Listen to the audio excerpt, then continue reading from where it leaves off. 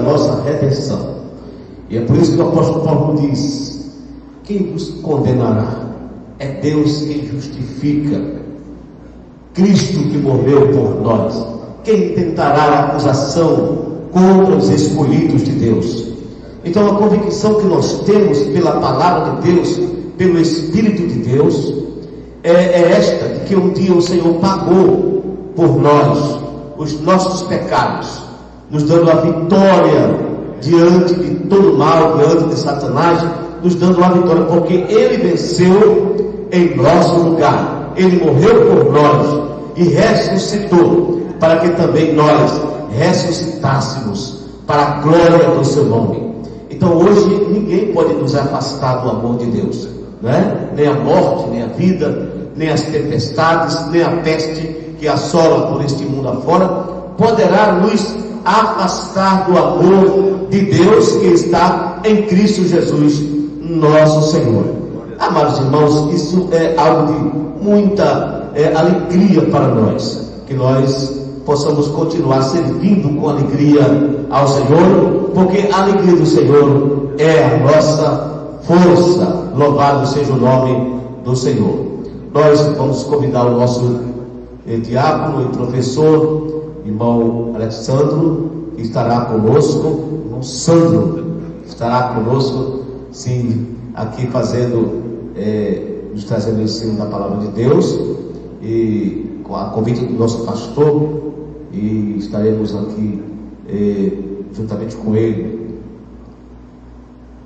levando ao público que está neste momento ouvindo, né, a santa e gloriosa palavra do Senhor. Então o nosso irmão Sandro, já com a palavra de ensino nesta manhã.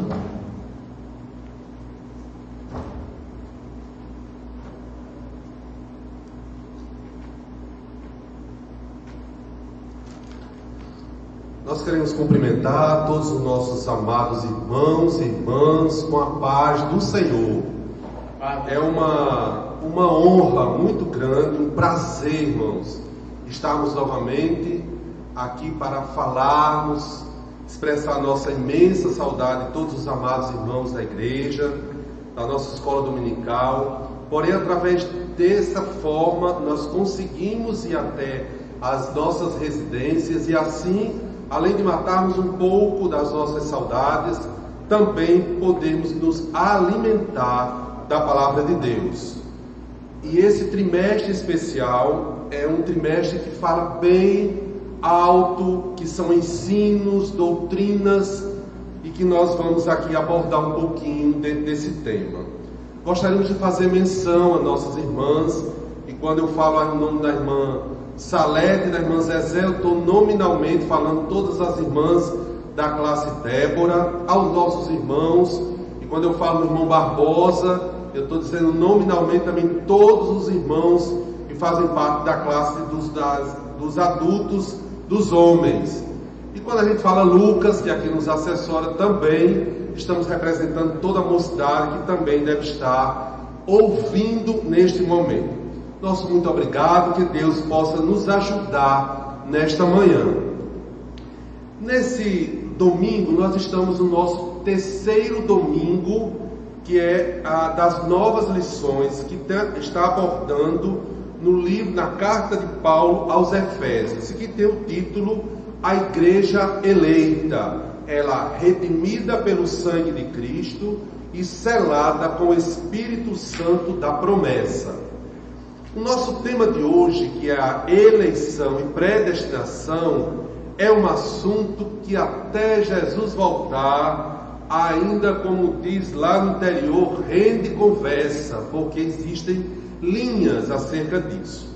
Mas antes de começarmos o assunto de hoje, como nós tivemos apenas 2 lições anteriores, vamos recapitular um pouquinho aquilo que nós já vimos. Na nossa primeira lição, que o irmão João Paulo abordou, ele fez uma abordagem geral da carta de Paulo aos Efésios. Por esta ocasião, ele falou um pouco que a carta de Paulo, a carta de Efésios é considerada a coroa dos escritos de Paulo, considerada a rainha das epístolas, ele faz uma abordagem ainda com relação a Saulo, o nome Paulo, e aí ele aborda que talvez seja até uma homenagem que foi feita ao antigo rei Saul pelo nome de Saulo, faz o significado de Paulo como pequeno, vai dando uma volta em torno do livro, mostra a autoria de Paulo, depois ele faz uma descrição, que é uma das cartas que foi escrita por Paulo, considerado cartas da prisão, assim como outras que foram escritas quando ele estava prisioneiro, ele fez uma dessas cartas. A sua localização, que hoje é considerada aquela região lá da Turquia, era considerada uma metrópole na época, e sua base de economia era o turismo, e destacava-se pela questão da presença do templo de Ártemis, que era da deusa Diana, a deusa da fertilidade. E aí ele falou um pouquinho da saudação que Paulo ministrava, o propósito que era de glorificar ao nome de Deus, e aí dentro desse contexto terminou-se a primeira lição. Na segunda lição nós abordamos sobre a sublimidade das bênçãos espirituais em Cristo. Nesta lição, o comentarista, ele faz um pouco da abordagem do plano da restauração e da reconciliação, e ele já dá uma entrada na abordagem que seria de hoje, da eleição e da predestinação. Por que ele já dá uma abordagem sobre isso? Quando ele trata das bênçãos espirituais em Cristo, aí já foi denominado que ele não tratava-se de bênçãos materiais. E aí a gente pode até lembrar de que vamos chamar dessa forma, de 3 decretos que Deus estabelece. E um deles é a agradabilidade, que é quando torna-se agradável, e isso torna-se pelas bênçãos espirituais em Cristo. O comentarista também faz uma abordagem de bênçãos espirituais, ele fala um pouquinho sobre a plenitude dos tempos, o louvor da sua glória, fala do papel do Espírito Santo, o penhor da nossa herança, e aí ele chega hoje com este assunto que é muitíssimo importante e muito discutido por várias correntes, e nós vamos nos deter. É importante nós dizermos ao iniciar esta lição sobre eleição e predestinação, que nós a faremos baseada exatamente dentro da cultura e dentro do caráter e da natureza de Deus que aborda esta perspectiva. Nessa lição nós vamos falar um pouquinho aí no nosso texto áureo, que é o texto de ouro, onde nós temos nortear a nossa lição, que vai estar, e eu vou pedir para os irmãos nas suas casas deixarem sua Bíblia aberta, a princípio no livro da carta de Paulo aos Efésios, no capítulo 1, e vamos abordar o versículo 4 e 5, que é o nosso texto de ouro, o nosso pontapé inicial.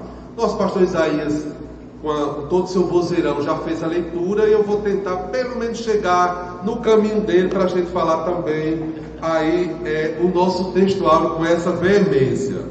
Diz assim: como também, e aí nós vamos lá na escola, nós aprendemos muito isso, existem palavras que nos chamam a atenção.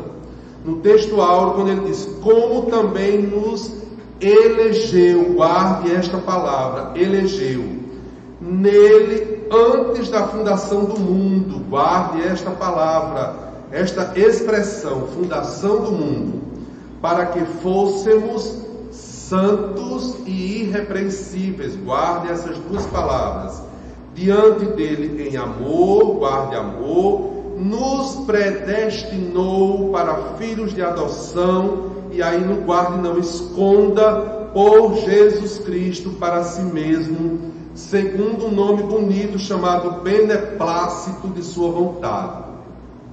Seríamos tentados a não conhecermos o nome beneplácito, de queremos colocar no filho, né, irmã Deise? Achando bonito o nome, imagina chamar vem cá beneplácito, né? Mas não iríamos saber o significado do beneplácito, e vamos abordar um pouquinho sobre isso. Quando o o nosso irmão Douglas Batista, que é o escritor da lição, ele começa a nos nortear, ele diz que, ele já nos dá uma ideia de que isso foi uma eleição. Elegeu vai nos remeter à palavra eleição.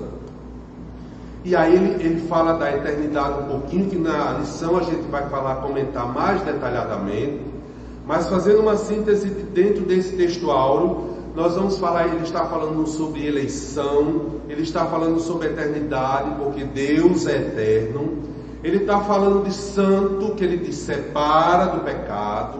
Ele fala de irrepreensível, que é sem mancha, sem mácula.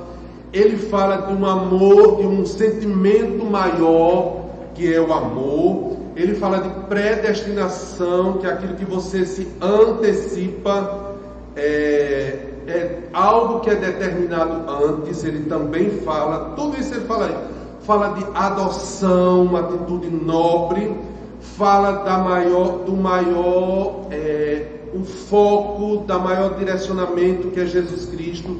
E aí fala no beneplácito, que é a aprovação da autoridade de Deus, ou seja, a aprovação da autoridade da sua vontade. Aí ele nos dá uma verdade prática, que ele diz: na praticidade do dia a dia, isto é verdadeiro, que segundo a presciência, que nos diz essa palavra bonita também, através do saber de antemão, e Deus elegeu. E aí nós vamos lembrar do texto mais famoso que nós falamos no nosso dia a dia, que é João 3,16, que diz: porque Deus amou o mundo de uma tal maneira, de uma tal forma, que deu seu único filho para que morresse em nosso lugar. E aí, para salvar, predestinou. Aí nós vamos abordar esse tema, porque ele é muito discutido, e da forma que às vezes nos colocam no dia a dia, é de uma forma injusta, de que uns nasceram predestinados para o mal, e outros bonitos e dos olhos azuis e loirinhos, ou coisas desse tipo, foram predestinados a serem reis. E Deus se forma aí nesta afirmação de alguns como um ser injusto, coisa que Deus não é. Ele é justo. E predestinou para a salvação. E aí ele fala em duas palavrinhas, dois verbos conjugados que são importantes, que ele diz: os que creriam e perseverariam na fé em Cristo Jesus. Ele já começa a nortear, e aqui nos dá uma ideia de que esta eleição, esta salvação não é para indivíduos, porque aí nós recaímos no erro que era Deus separar. Ele foi com minha cara, deu tudo certo. Ele não foi com minha cara, eu estou em maus lençóis. E aqui, quando nesta verdade prática, ele quer nos dizer que ele escolheu um povo. Glória a Deus por isso. E hoje nós somos esse povo, que são os judeus convertidos e aqueles que creem em Jesus para a salvação. Glória a Deus. Pode dar um glória a Deus na sua casa, porque você faz parte deste povo, não pelo seu lindo nome. Aí a gente pode lembrar da irmã Livani, né, que é um nome diferente. Ela pode dizer assim: meu nome é diferente, Deus honrou. Mas não foi só pelo nome bonito de se falar ou de se fazer, né? Mas é porque ela faz parte do corpo de Cristo, que é a igreja. Nosso irmão já leu a leitura bíblica em classe, e aí nós vamos adiantar um pouquinho, porque o tempo é um aliado, nunca é justo, é um aliado. Na nossa lição, irmão, de eleição e predestinação, essas duas palavras nós vamos ver durante toda a nossa lição, que elas vão se complementar. Elas não têm o mesmo significado, porém elas se complementam na sua funcionalade. Ou seja, elas são hoje uma doutrina importante. Dentro do segmento da teologia, nós temos a soteriologia, que é a doutrina da salvação relacionada ao homem, e nesta doutrina aborda-se a questão da eleição e da predestinação. Bendito é o nome de Jesus para todos sempre. E aí nós vamos, na nossa introdução, irmãos, nós vamos falar um pouquinho sobre esta eleição e predestinação como termos importantes. Para a gente começar a falar, vamos entender o que é a eleição. Nós falamos muito isso, mas quando nos referimos a políticos, né? Aquele período da eleição para presidente, para governo, para estado e etc. Nós, nesta hora, falamos e isso nos remete a este significado. Nós temos várias opções e fazemos uma escolha. Nesta eleição, fazemos uma escolha. Quando Deus trata neste assunto, Ele diz que esta eleição foi Deus na eternidade que já nos elegeu, quanto igreja, para sermos salvos na pessoa em Cristo. Isso é muito importante, obrigado. Isso é muito importante, meus amados, deixar bem claro. Esta eleição não é apenas por interesse. Deus, no seu plano, que a gente pode dizer assim, Deus nunca trabalhou e nunca trabalhará com o plano B. O plano B fazemos nós. Não estávamos esperando uma pandemia dessa, o vento veio e mudou nossa rotina por completo.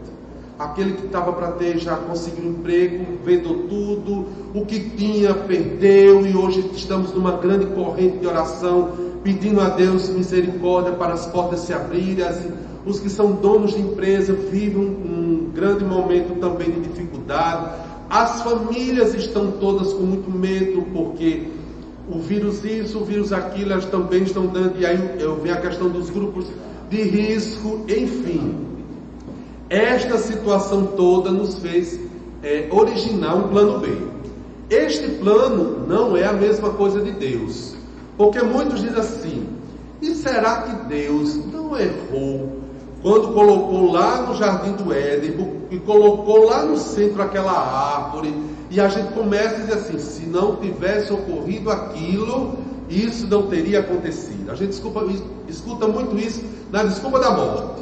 Se não tivesse ido para tal lugar, não teria acontecido isso, e a pessoa não teria morrido. Se você não tivesse feito tal coisa, você não teria adoecido. E a gente vai procurando essas desculpas.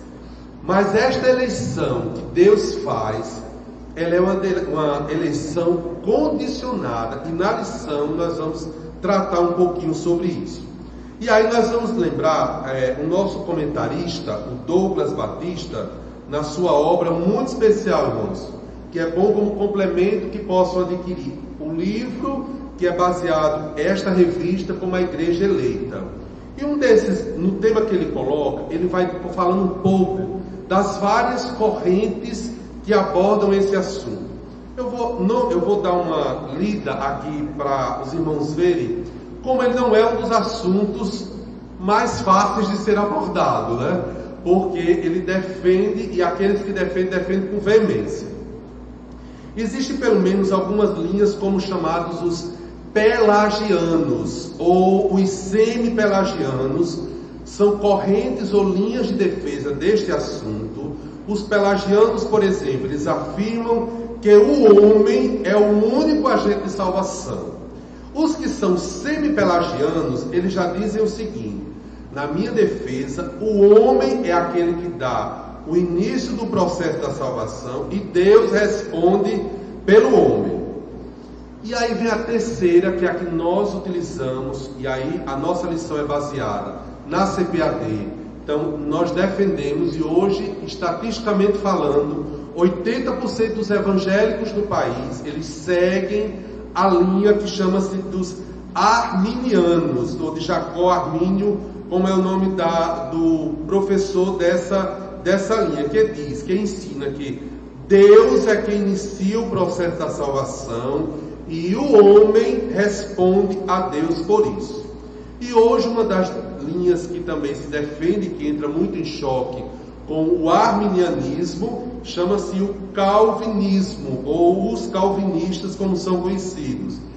Esta linha argumenta que ser Deus o único agente de salvação, neste caso, nós estaríamos predestinados para sermos salvos para uns serem salvos e outros a condenação.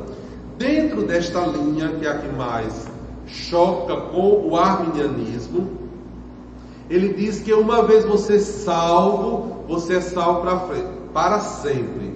Querendo dizer que uma vez você tendo conhecido, mesmo que você se desvie, e aí uma pessoa fez uma argumentação para um doutor que defende esta linha calvinista e disse assim: isso no caso do homicídio, o cara que tirou lá a sua própria vida, como é que ele vai para o céu? E o cara disse: se na hora que ele vai tirando, ele lembra, ele também pode ser. Isso vai contra totalmente aquilo que a Bíblia fala, porém é um dos argumentos que é colocado. Nós utilizamos a linha arminiana, que é a que diz que Deus na eternidade já nos elegeu, nos escolheu como um povo, e aí nós vamos ver que através desta eleição de Deus conosco, Ele nos predestina para algumas coisas, ou seja, Ele predestina o que aconteceria para este povo escolhido, não pelas pessoas.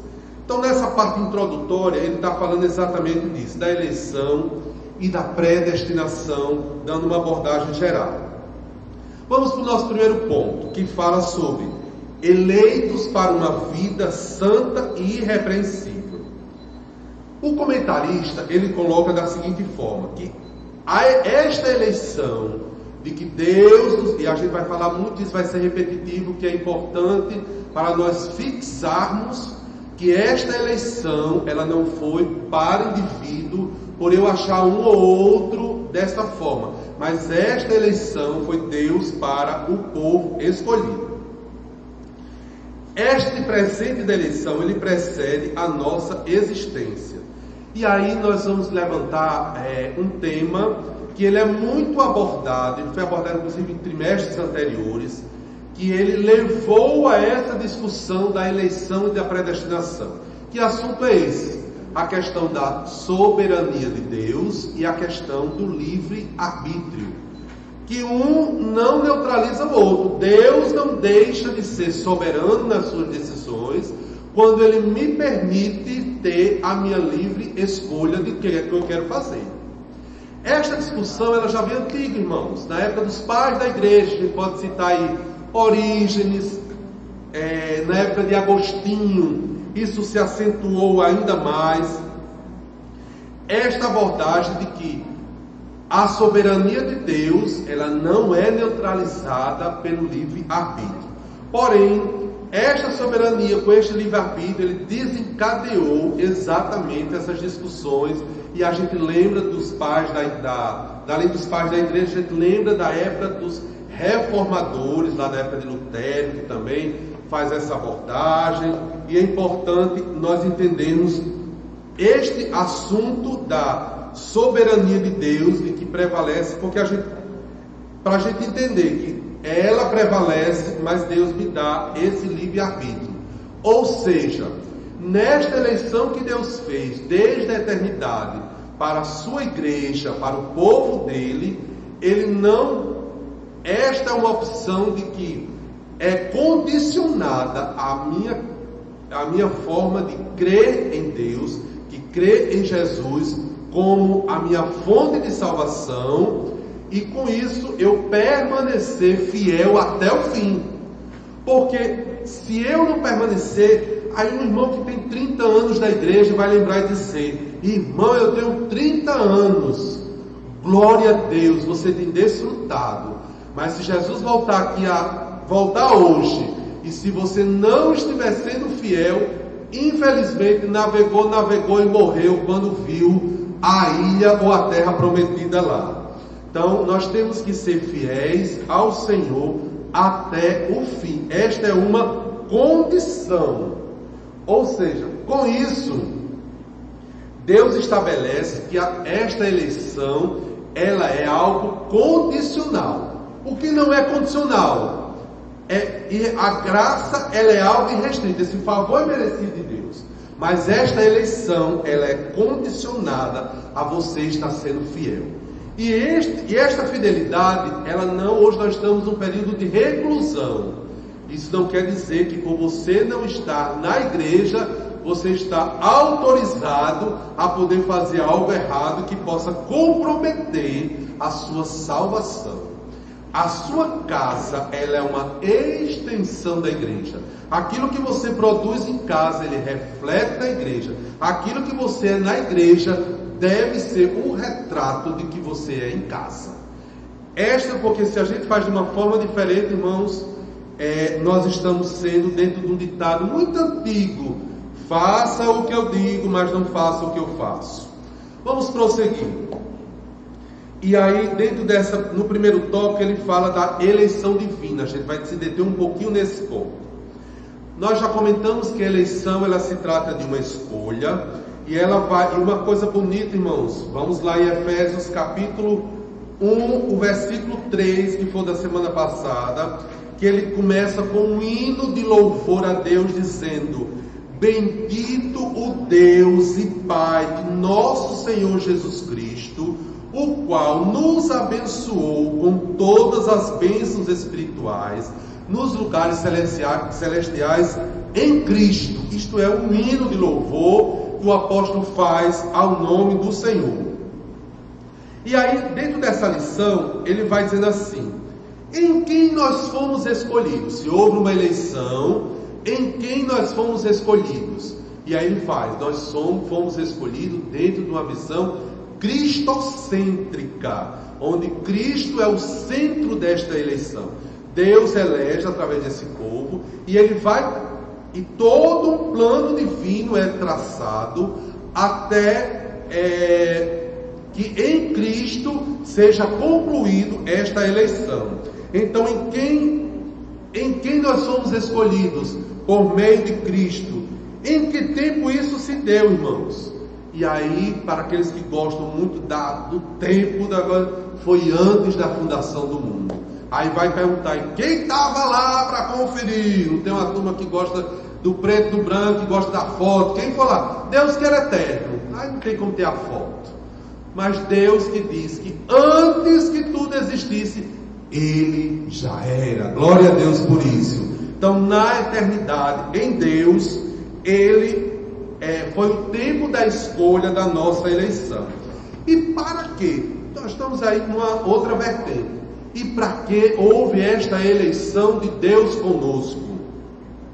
Para nós sermos, pastor Isaías, duas coisas boas: santos. Santo significa separado do pecado. Não é algo inerte, algo que está parado, algo que não tem vida. É algo que foi separado do pecado.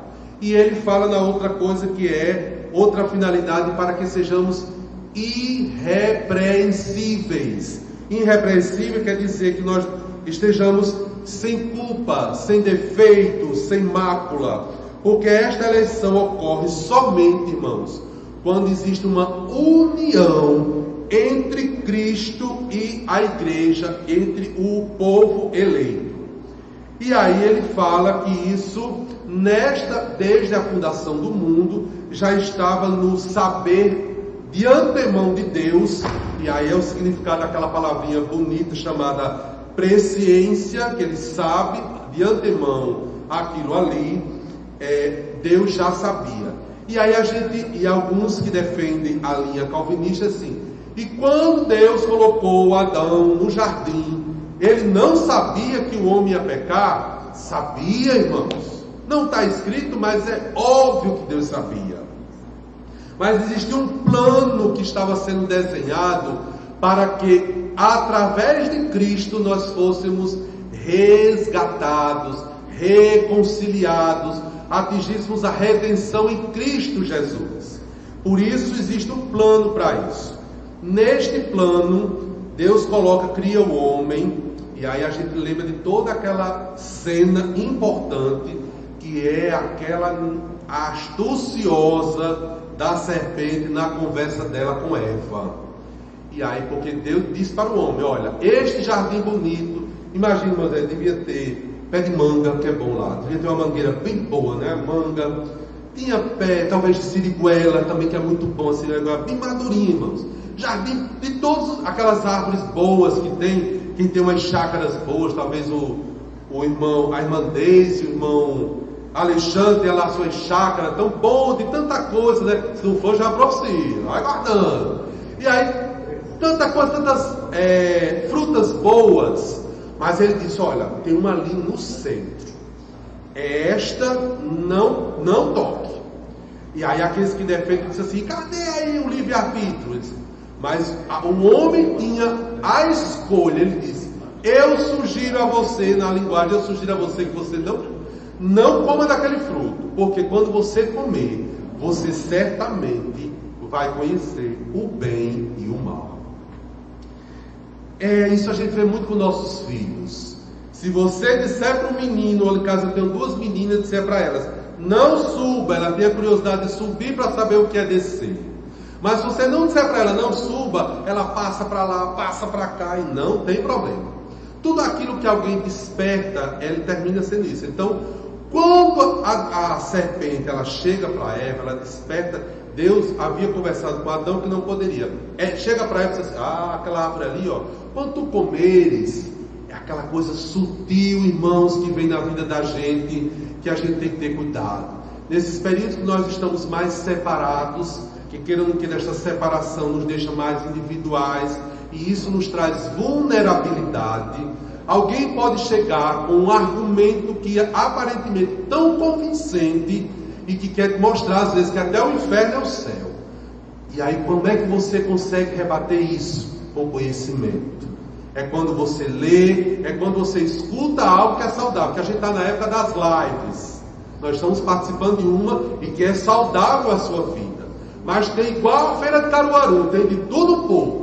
A gente tem que ter cuidado naquilo que a gente come, naquilo que a gente ouve, porque ela pode estar ali uma linda maçã, mas dentro ela pode estar podre, ela está estragada, e ela pode me contaminar, e esta contaminação pode me levar à morte espiritual. Tenhamos cuidado, irmãos, porque por nós estarmos separados não quer dizer que nós não estamos sendo vistos pelo Senhor. Glória a Deus por isso.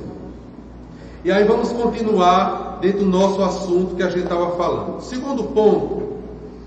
Então quem Deus elegeu para este fim foi um grupo de... Não foram pessoas individuais que poderia dizer que haviam sido preteridas. Então Deus escolheria Sandro porque é gordinho, mas não escolheria o outro porque era magro. E aí a turma que é magra e a turma do gordinho ia ficar também revoltado com isso. Não, Deus ele é justo com todos, e aí é esta a linha que a gente segue. A eleição ela é algo condicional, que a própria palavra de Deus nos diz: quem crê e for batizado, esse será salvo. Estabelece uma condição. Aquela turma que gosta, irmãos, de que eu posso tudo e que eu não tenho regra nenhuma, que às vezes a gente quer o mais fácil. Na fé também não é diferente. É como se eu já quisesse, pronto, eu aceitei aqui a Jesus e agora eu posso fazer tudo. Não. Tem que todo dia estar no chuveiro de Cristo. E dentro desta água da vida que sai, ela também sai com as marcas ainda, com o sangue do Cordeiro que nos purifica de todo pecado. Em nome de Jesus. Então é outra condição. Como quando João viu aqueles que lavaram. Quem eram os salvos? Os que tinham lavado as suas vestiduras no sangue do Cordeiro. Glória a Deus. No segundo ponto, irmãos, e aí a gente vai só, antes de chegar no segundo, que a gente quer ter mais no primeiro, que os outros a gente vai complementando, que o tempo está indo embora. E aí a gente começa a lembrar um pouquinho, vamos abrir nossa Bíblia em casa, vamos lá praticar nossa Bíblia. Segunda carta de Paulo a Pedro, capítulo 2, versículo 4 e 5. Nos diz assim, 2, 4 e 5. Porque Deus não perdoou os anjos que pecaram, mas havendo-os lançado no inferno, os entregou às cadeias da escuridão, ficando reservados para o juízo. Lembra que a gente estava abordando sobre a soberania de Deus? Deus deu aos homens e aos anjos o livre-arbítrio. Porém, aos anjos não foi outorgado o direito do perdão. Quando eles se rebelaram, Deus selou. Mas eu e você temos uma graça de Deus que permitiu que, mesmo que nós tivéssemos cometido erro, se reconhecermos e crermos em Jesus e o aceitarmos para a salvação, nós somos redimidos do Senhor. Mas os anjos, eles não tiveram essa. Aí você diz assim, por que não tiveram? Entra aí a soberania de Deus. Por que Deus escolheu Maria, não escolheu Zefinha? Por que não escolheu Renata? Porque Deus escolheu Maria. E aí a soberania de Deus escolheu o povo, Israel, enfim. Nesta abordagem da escolha de Israel, a gente tece um comentário, senão a gente incorre no erro dos calvinistas.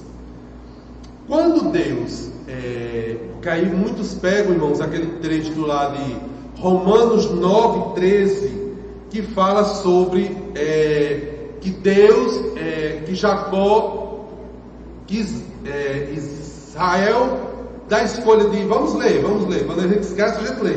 Vamos ler, Romanos capítulo 9, irmãos, versículo de número 9:13, e vamos lá.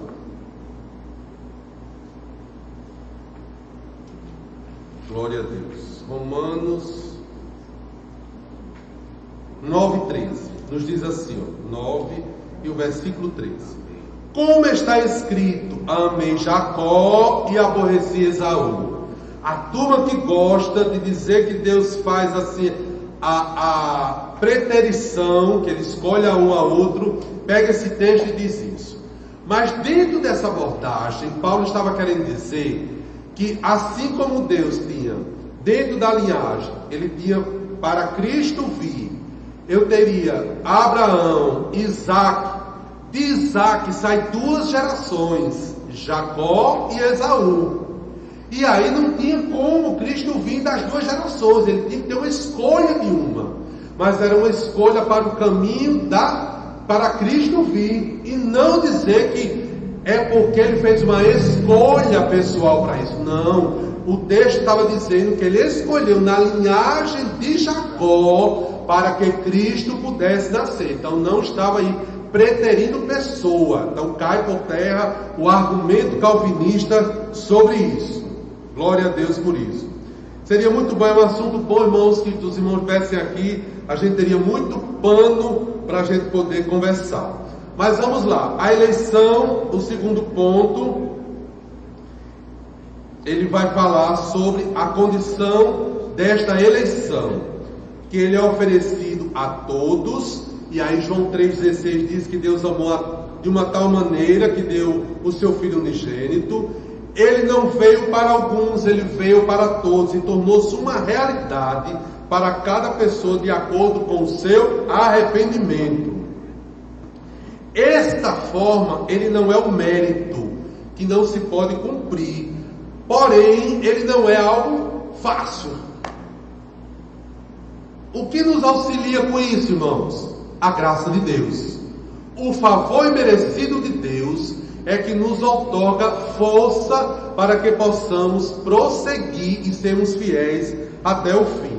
O terceiro ponto, que ele fala da vida santa e irrepreensível, dentro dessa abordagem, ele diz que quando Deus deu na finalidade da eleição que nós seríamos santos e irrepreensíveis, ele estava estabelecendo aí o mais alto padrão ético e moral da vida para agradar a Deus, que havia nos elegido em Cristo para a salvação.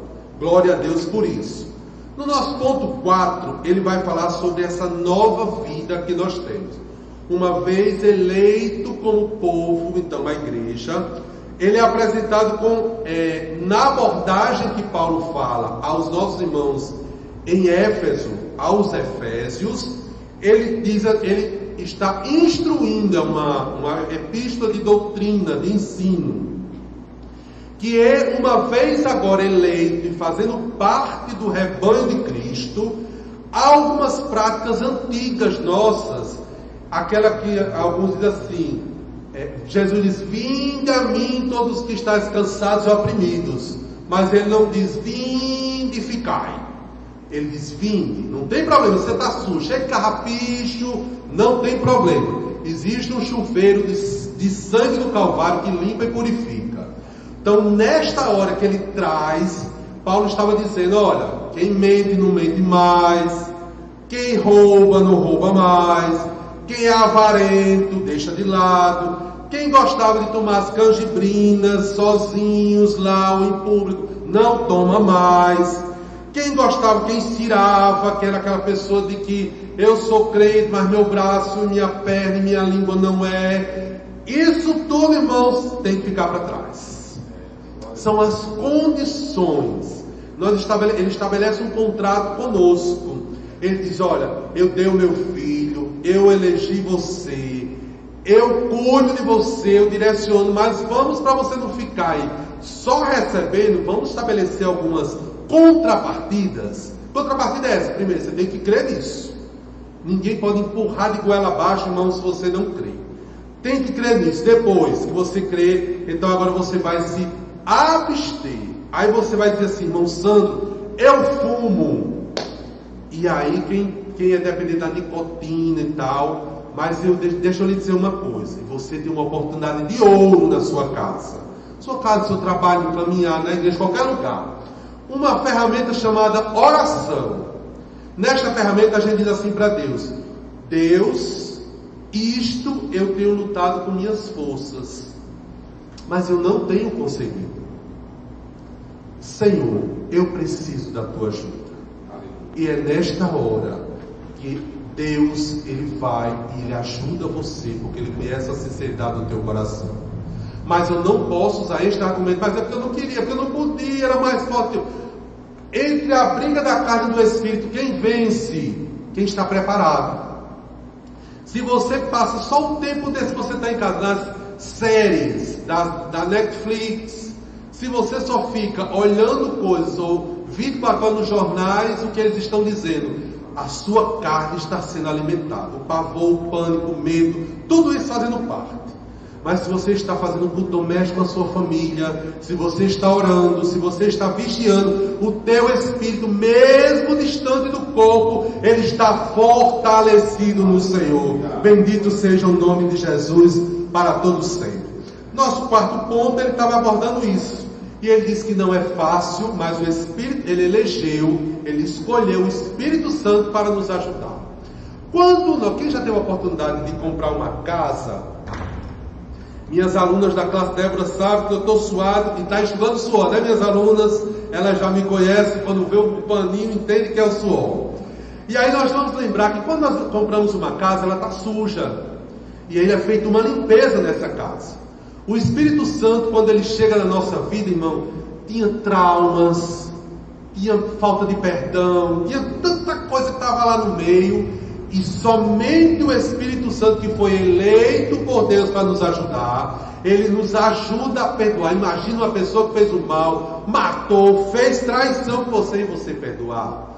Pelo o vão natural, irmão, não consegue. Mas o Espírito Santo, e é isso nesse quarto ponto que ele está abordando, que o Espírito Santo é quem nos capacita para esse novo estilo de vida da eleição que foi feita por Cristo para nós.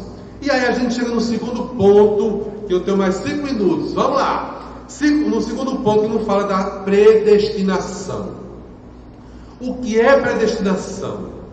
Nós vamos começar pelo termo, determinar algo que é antes.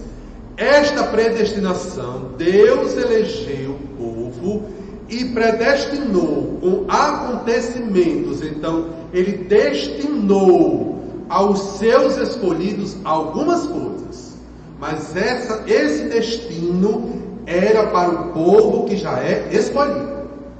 Ele não está predestinando as pessoas para sofrerem, as pessoas para serem felizes, as pessoas para serem ricas, pobres. não está dentro da linha da predestinação isso. Então, a predestinação ela está ligada ao o que acontece ao povo escolhido, então o destino que esse povo tem. E aí no primeiro ponto da predestinação que ele fala da abordagem para adoção, ele diz que a predestinação se aplica ao propósito de Deus incluso nessa eleição. Era como se fosse, irmãos, não é um pacote de ajuda como o governo ou os representantes da gente faz. A eleição é como se fosse um grande presente. Imagina aí uma grande caixa com um papel de presente muito bonito, e dentro dele ele destinou algumas coisas para esta eleição. Quando a gente abre, tem várias caixas lá dentro que ele nos deu: redenção, justificação. E aí esta santificação todos os dias nós exercitamos, porque sem esta santificação o homem não verá o Senhor. Então não é uma roupa que eu visto um dia, é algo que eu construo dia a dia. E aí ele vai e diz que a predestinação acontecerá ao povo escolhido. Em toda a leitura, o comentarista ele aborda muito sobre a nossa declaração das Assembleias de Deus, que segue a linha arminiana e que exatamente por isso não faz dentro dessa linha calvinista. E aí ele cita dentro das abordagens bíblicas em que base está isso. Na predestinação ele ensina que é precedida pelo conhecimento prévio de Deus, daqueles que diante do chamamento do Evangelho recebem a Cristo como seu Salvador. Bendito seja Deus. O segundo ponto ele vai abordar sobre a adoção. Paulo é o único escritor do Novo Testamento que fala sobre esse termo. Este termo adoção não era um termo conhecido nos judeus, porém era um termo que era praticado entre os romanos e conhecido dos gregos. E aí, como é que nessa tradução a gente pode falar? Ele naquela hora que estava falando da adoção, ele estava exatamente, o que é que move a adoção? O amor. A gente pode pegar um exemplo de quando você adota uma criança, você adota determinadas situações, é algo que é movido por você, dentro de você. E este mover, ele se dá através do maior sentimento que existe, que é o amor. Então o amor foi que moveu o Pai, Deus, a nos adotar através de Cristo. Fomos reconciliados com Deus através de Cristo. No tópico 3, no segundo tópico, no ponto 3, ele fala sobre os privilégios que se tem essa adoção. E aí a gente já está chegando na reta final. Não puxa dos meus aí, já puxou aqui a causa. Mas a gente está terminando, pastor Isaías, rapidinho. Nesse privilégio ele conta que naquela cultura, na cultura lá romana, ele quis dizer que quando você adotava, este filho passava a ter os mesmos direitos que o filho, o que não era da adoção. Então ele ganharia o mesmo nome, ele estaria na mesma partilha, nos bens. Então, de uma forma geral, nós somos agora participantes da mesma partilha que o filho que Israel tem. Glória a Deus, por isso pode dar uma glória a Deus na sua casa, porque eu sei que Ele é fiel. No terceiro tópico, ele explica um pouquinho sobre essa analogia, para nos dizer que Deus predestinou as bênçãos dentro das caixinhas que eu falei para você, que estava lá no pacote grande da eleição, Deus nos predestinou as bênçãos de um novo nome. Glória a Deus por isso. E uma nova imagem, que é a imagem de Cristo. Por isso, irmãos, que eu não posso fazer as mesmas coisas que eu fazia antes. Quando eu passar na minha rua, se eu tenho tempo de crente, é a obrigação de alguém dizer assim: Deise, eu vou comentar Deise que ela está aqui próximo da gente.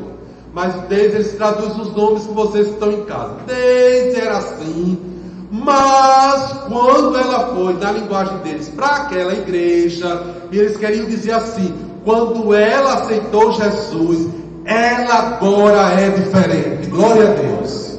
Porque Cristo faz isso na nossa vida. É os pacotinhos que vieram dentro do pacote grande da nossa eleição, que Deus nos elegeu para sermos salvos em Cristo. E aí ele fala um pouquinho sobre isso. No terceiro ponto, que já é praticamente a parte final, ele fala da sublimidade desse propósito divino da predestinação.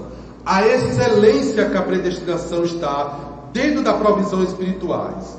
E aí ele diz: esta salvação, ela foi uma salvação eleita por Deus universal, ou seja, para todos nós, mas ela não é universalista, que ela quer dizer que todos serão salvos. Não, a salvação ela é algo universal que todos têm acesso. E como é que eu posso fazer isso? Através de aceitar e crer em Jesus como Salvador. Esta é a condição, mas não por estar no universalismo e que você pode fazer tudo e que no final dá tudo certo. Ah não, viu? Se fizer tudo, no final dá tudo errado, é para o inferno. Então tem que ir para o céu, crendo e seguindo ao Senhor com fidelidade. E aí nesse último ponto ele vai falar sobre isso. O soberano Deus que nos predestinou incondicionalmente da condenação eterna. E aí ele fala também, irmãos, ele diz que 6 vezes que a palavra aparece no Novo Testamento, em nenhuma delas a palavra predestinação ela aparece como algo de condenação, como se fizesse referência à condenação ao pecador. Não, quando ela aborda o assunto da predestinação, ela exatamente vai mostrar o destino que este escolhido eleito de Deus ele tem. Mas ele nenhuma hora ele aborda sobre a condenação dos pecadores. No segundo ponto do terceiro tópico, ele fala de predestinação e amor.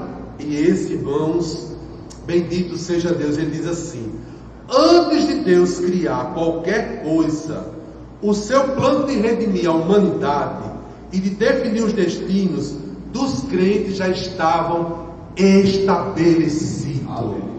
Então isso já estava nos planos de Deus, irmãos.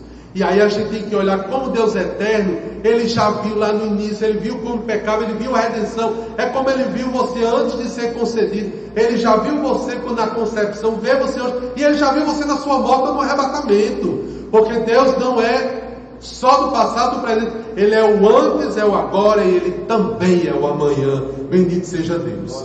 E aí a sublimação dos propósitos eternos quais são? Em prover. E aí guarde aí as caixinhas para a gente finalizar. As caixinhas que Deus tem dado para você. Primeiro, o amor de Deus, que foi o amor que Ele nos elegeu e nos predestinou. Isso implica dizer que a nossa salvação era um favor imerecido. E aí nós remetemos o que ele diz, que lá na frente a gente aborda melhor, sobre a graça. Não é por obras. Na época da Idade Média, e Lucas está aqui na minha frente, sabe disso, lotearam o céu. Quem tinha muito dinheiro, os grandes feudos, compravam um lotezinho no céu e iam, imaginariamente. Não. E quem eram os proletariados, coitados, não conseguiriam. Deus seria totalmente injusto, né? Quem tem dinheiro podia comprar um lote no céu. E aí naquela época, então, mas foi uma coisa chamada graça, amor, que nos uniu e que fez com que este favor que eu não merecia, Ele me deu e disse que esta salvação é pela fé e não pelas obras. Na conclusão, só um ponto aqui para a gente fechar.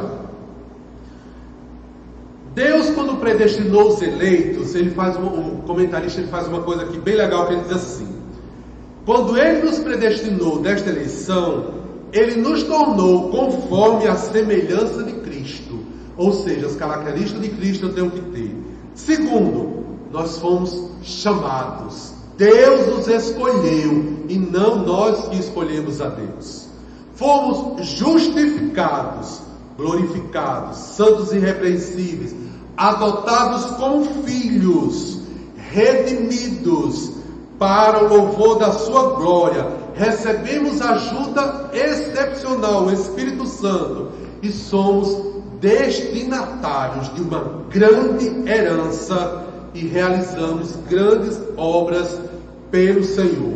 Na conclusão desta lição, que a gente procurou falar sobre esta eleição, não dentro do aspecto teológico das contraversões que existem sobre o assunto, mas mostrando sobre a eleição, de que Deus, antes da fundação do mundo, como eterno, nos elegeu para o povo, para a salvação, por meio de Cristo. E Paulo, ele dizia muito uma coisa que é bonita, que Paulo sempre poderia falar e dizer assim: isso assim, pela vontade de Deus, mostrando a sua humildade e dando uma referência de que é em Deus, em Cristo, que o homem é eleito e predestinado assim a receber muita coisa por esta eleição. Que Deus nos abençoe. Ele nos predestinou para que crescemos e perseverarmos na fé, e recebemos assim a filiação divina e desfrutamos de todas as bênçãos espirituais em Cristo Jesus. Que Deus nos abençoe em nome de Jesus.